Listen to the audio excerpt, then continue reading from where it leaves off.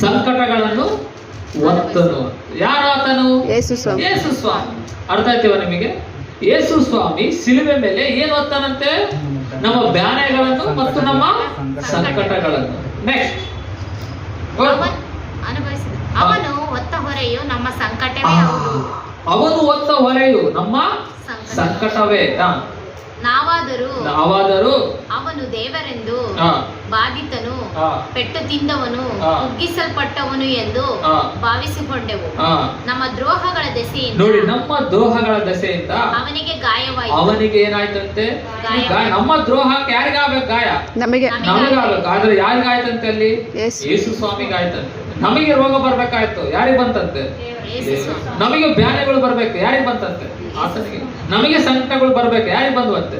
ಆತನಿಗೆ ಬಂದುವಂತೆ. ನೆಕ್ಸ್ಟ್ ನಮ್ಮ ಅಪರಾಧಗಳ ನಿಮಿತ್ತ ಹಾ. ಅವನು ಜಜ್ಜಲ್ಪಟ್ಟನು. ಯಾರ ಅಪರಾಧಗಳಂತೆ? ನಮ್ಮ ನಮ್ಮ ಅಪರಾಧ